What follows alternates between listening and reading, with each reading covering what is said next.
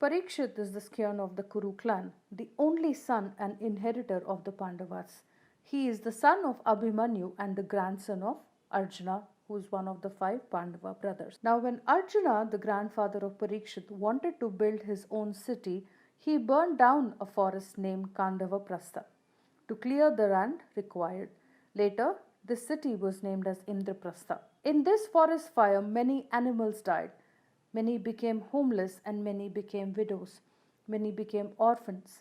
One of them was the Naga Takshak. It was a serpent like creature with half body as human and half as a snake.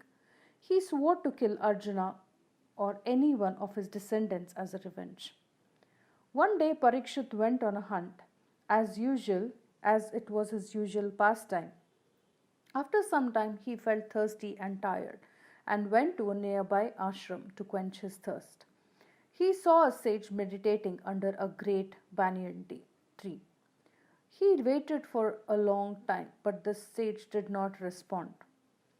The king requested again and again for water, but the rishi, deep in meditation, did not hear him. And this was none other than sage Shamika. This enraged the king, and he completely lost his senses. In his anger, the king picked up a dead snake which was lying beside him and placed it on the shoulder of the sage.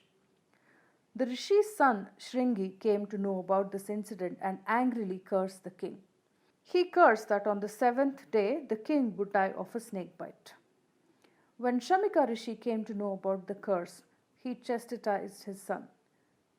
When King Parikshit received the news of his death, he accepted this curse as a good news and left the forest. Parikshit was a great devotee of Lord Krishna. He had full faith in the protection of the Lord. He did not try to make any arrangements to protect himself from death. Instead, he immediately gave up his royal duties and went to the banks of Ganga. He knew that one who enrages in hearing the transcendental pastime of the Supreme Lord gets liberated from the cycle of birth and death. So he desired to associate with great saintly devotees who can speak to him about Krishna. Many great saints, devotees also came to the banks of river Ganga. The great sage Sukdev Goswami, the son of Vyasadev, appeared on the scene.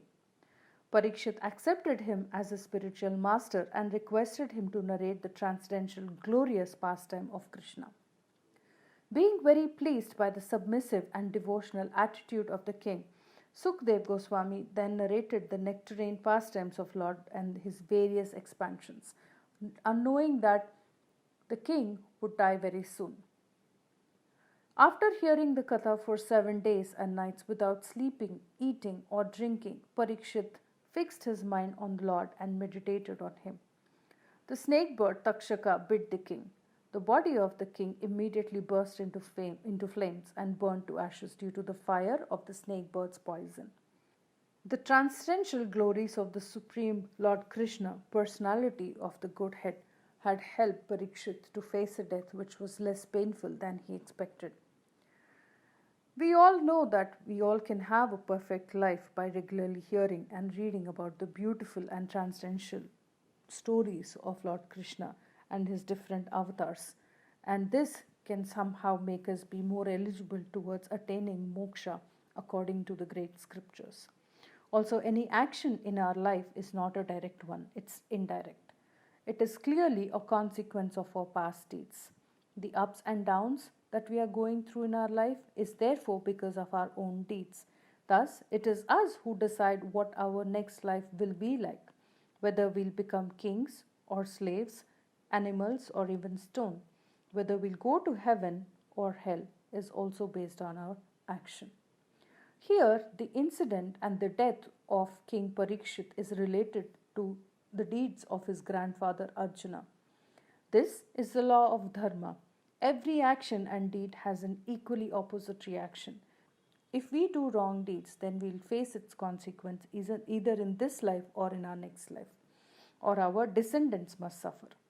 Just like the descendants of Arjuna suffered the death of a snake bird's bite.